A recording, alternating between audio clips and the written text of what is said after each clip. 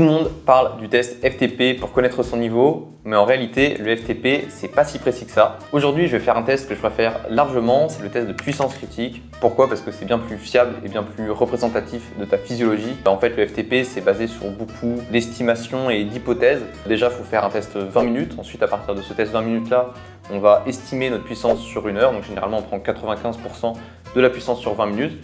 Ce qui est déjà une estimation qui n'est pas forcément vraie, on n'a pas tous la même relation entre nos puissances et nos temps de soutien. Et ensuite, on va faire l'hypothèse que la puissance sur une heure équivaut à la puissance au deuxième seuil physiologique, qui est encore une fois une hypothèse qui est assez fausse à l'échelle individuelle. En moyenne, c'est vrai que c'est à peu près vrai, on va tous tenir environ une heure à notre deuxième seuil, mais voilà, la réalité sur le terrain, c'est que certains vont pouvoir tenir plus longtemps, d'autres beaucoup moins, et ça va dépendre de notre profil, et c'est quelque chose qu'on mesure du coup avec les tests de puissance critique, puisque pour le déterminer, cette puissance critique, on va faire plusieurs tests de différentes durées, et ce qui va nous permettre en fait de tracer une courbe puissance-durée, donc une relation, et derrière faire un algorithme mathématique finalement pour déterminer quelle est l'asymptote de cette courbe. Donc à partir de quel moment notre relation puissance-durée va avoir tendance à s'aplatir, plus la durée de l'effort augmente, eh bien, on va avoir moins de perte de puissance. C'est pour ça que voilà, on a une courbe qui naturellement va avoir tendance à s'aplatir à la fin.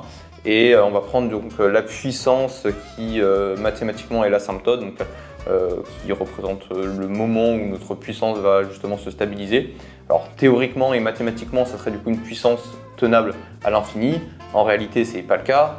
Voilà, on va tenir du coup entre 30 et 60 minutes à notre puissance critique. Et du coup, voilà, pour ça, il faut faire plusieurs tests, entre 2 et 4 tests. Plus on fait de tests, évidemment, plus c'est précis. Notamment voilà, si on compare par rapport à la FTP, où il faut faire seulement un seul test. Déjà, évidemment, plus on fait de tests, plus c'est précis, parce que selon notre profil, voilà, ceux qui sont très explosifs ou moins explosifs, et bien, finalement, vont avoir des résultats différents selon les tests.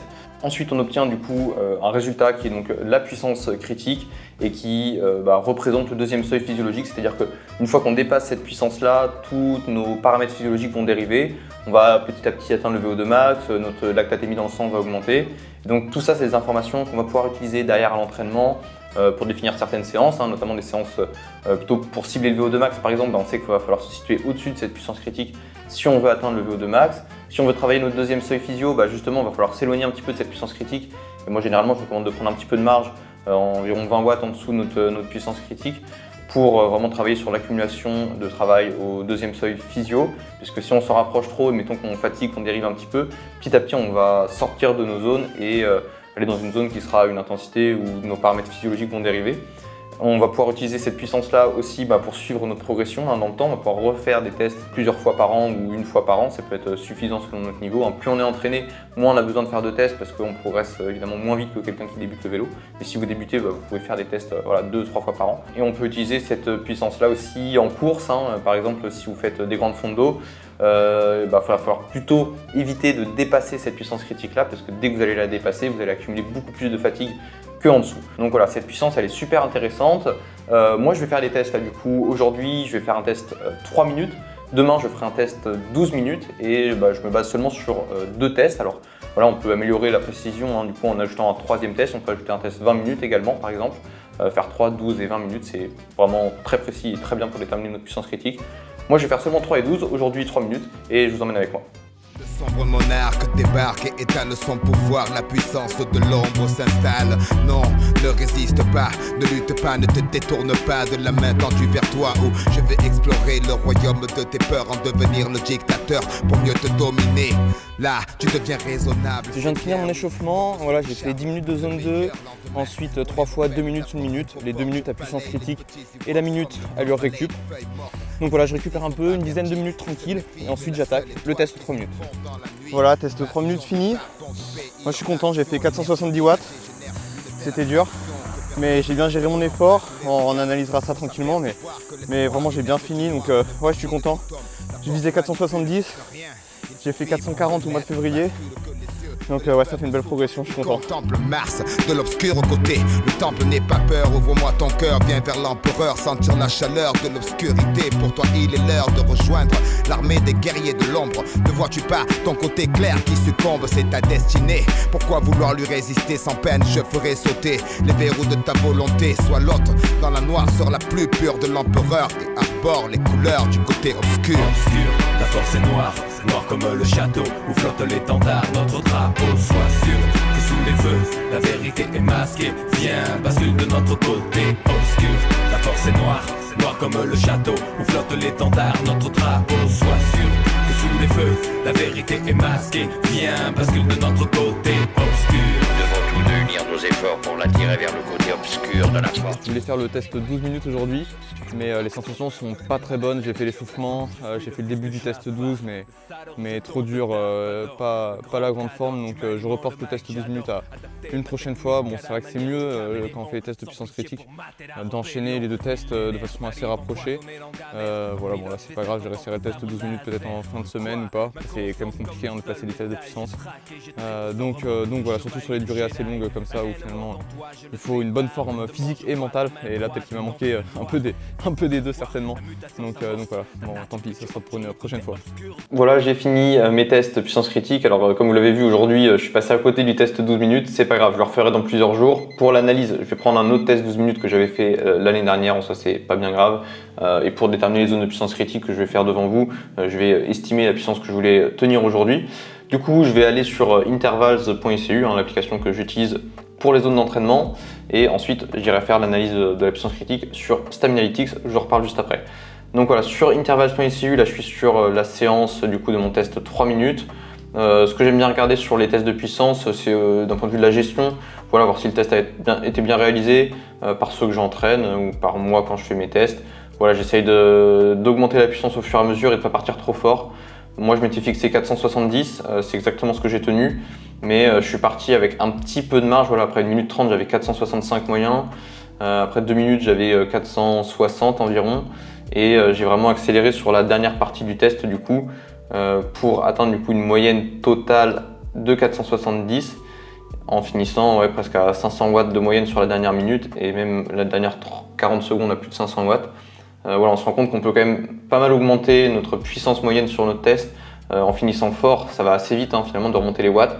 Même c'est assez stimulant parce que moi je l'avais sur mon compteur pendant que j'ai fait le test, j'avais la puissance moyenne du lap, donc de l'effort que j'avais lancé, et j'avais vu qu'après 2 minutes j'étais à 460, j'avais 470 en tête, et j'ai bien vu dans la dernière minute qu'en accélérant à fond, j'arrivais à remonter cette puissance et que petit à petit je m'approchais de mon objectif.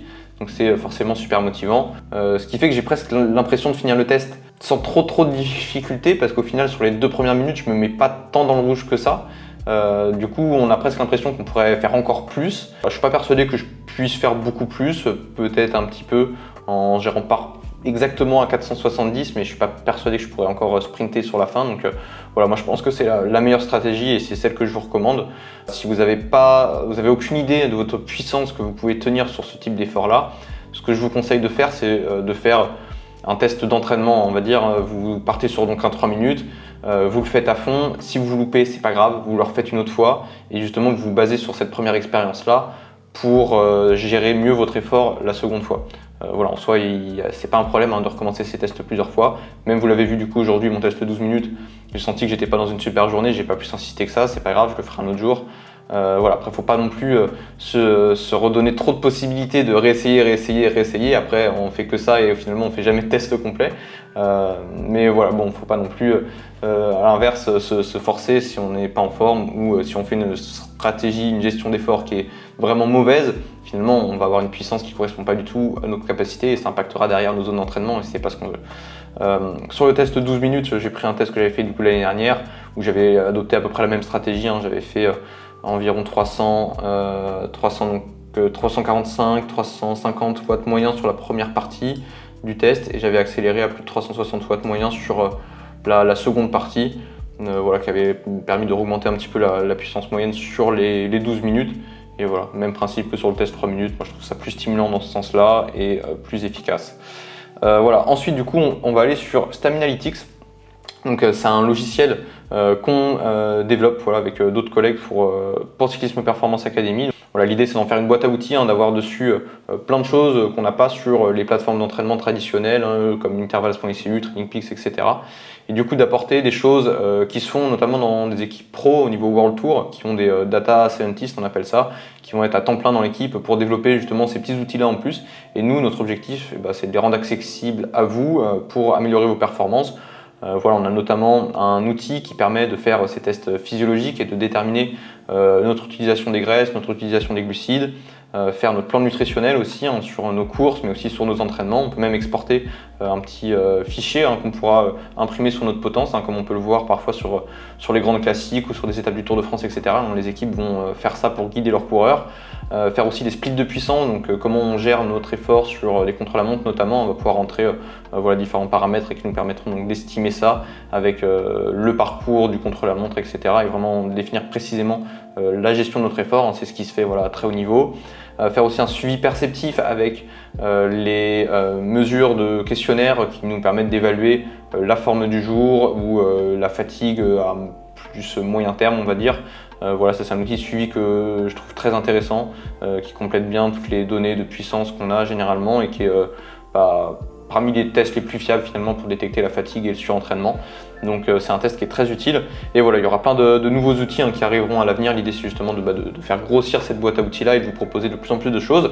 Et là on va utiliser aujourd'hui l'analyse de la puissance. Alors vous pouvez vous créer un compte gratuit. Vous avez 5 tests que vous pouvez faire dessus et un athlète, donc vous pouvez vous créer votre compte athlète pour vous-même et faire 5 tests dessus, ça sera gratuit, donc vous pouvez faire ça, le lien il est dans la description. Donc l'analyse de la puissance, moi je vais cliquer dessus, en athlète je vais me sélectionner, je vais appeler la modélisation test puissance critique. Je sélectionne donc Critical Power, donc c'est la puissance critique en anglais. Je ne suis pas forcément obligé d'entrer la date et l'heure, mais on peut rentrer la date et l'heure de nos tests si on veut pour les retrouver plus facilement ensuite. On peut sélectionner ici le nombre d'efforts qu'on a fait. Moi j'ai fait donc 2 tests. Un premier test donc de 3 minutes à 470 watts, d'une durée de 180 secondes, donc 3 minutes. Et je visais 370 sur mon test 12 minutes pour une durée donc, de 12 minutes. Je clique sur renvoyer et je vais avoir ici donc, la puissance critique qui sera sortie. Alors il y a plusieurs méthodes, mais là en fait vu qu'on a fait que 2 tests, finalement ces plusieurs méthodes là vont nous donner le même résultat, donc voilà, on va pas s'attarder dessus aujourd'hui, mais si on fait plusieurs tests, notamment il y a plusieurs façons de modéliser la relation puissance-durée. Moi du coup le résultat ça va me donner 336 watts, donc ça c'est ma puissance critique, qu'on peut donc dire équivalente à la FTP ou le deuxième seuil physiologique. Voilà, théoriquement c'est la même chose, mais je vous l'ai expliqué en intro, hein, c'est en pratique pas forcément la même chose parce qu'on a toujours des différences selon les protocoles. La FTP c'est quelque chose qui est beaucoup moins fiable. Deuxième seuil physiologique, on va pouvoir faire des tests lactate par exemple. C'est un test qui est complètement différent, qui aura tendance à donner une valeur un peu plus faible au deuxième seuil. Voilà, c'est pas forcément un problème. Moi c'est quelque chose du coup que j'utilise en parallèle des tests de puissance critique. Mon deuxième seuil physio, je sais que c'est mon deuxième seuil lactate qui est environ 20 watts en dessous de ma puissance critique, et du coup quand je veux travailler autour de mon seuil, je vais plutôt opter pour la puissance de mon deuxième seuil lactate, mais en soi la zone de travail au seuil c'est plutôt déterminé par voilà, on va dire le bas de zone ça va être notre puissance au seuil de lactate, le haut de zone ça sera la puissance critique qui sera vraiment pour le coup par contre le très haut de la zone seuil, c'est-à-dire que dès qu'on franchit la puissance critique, on va clairement rentrer dans un état physiologique différent et on va dériver petit à petit comme je vous l'ai expliqué en introduction. Donc voilà, j'ai 336 watts de puissance critique. Ensuite, je vais aller dans analyse de la puissance à nouveau et je vais faire mes zones d'entraînement. Voilà, alors soit vous avez l'habitude d'utiliser des zones d'entraînement, etc. et vous rentrez manuellement vos zones d'entraînement dans votre logiciel d'entraînement. Mais là je vais vous montrer comment on calcule les zones d'entraînement sur Staminalytics.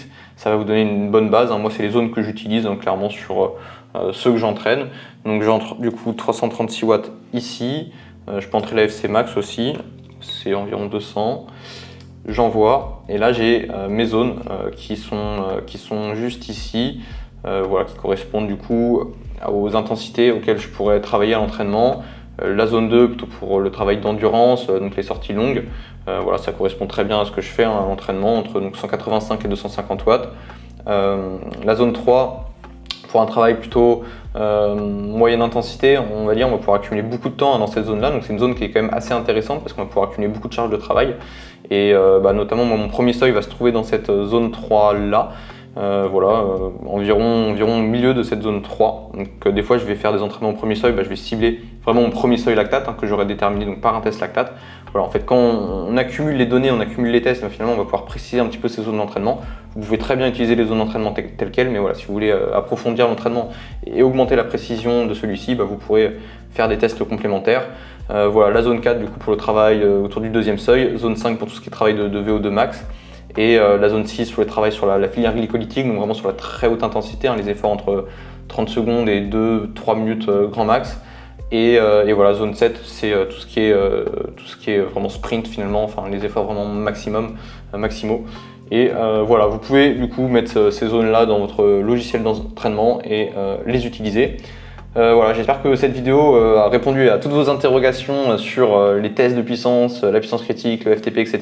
Si vous avez encore des questions, n'hésitez pas à me les poser en commentaire. N'hésitez pas à vous abonner aussi pour ne pas louper les prochaines vidéos, me faire vos retours sur celle-ci si ça vous a plu. Et puis donc vous trouverez dans la description les liens de mon Strava, de Staminalytics, mais aussi le lien vers un e-book que j'ai écrit sur l'entraînement de Brandon McNulty. Donc j'ai analysé toute la méthode finalement de l'équipe UAE d'un point de vue entraînement. Donc si ça vous intéresse, c'est gratuit, le lien est dans la description. Et voilà, je vous dis à une prochaine sur une prochaine vidéo sur l'entraînement.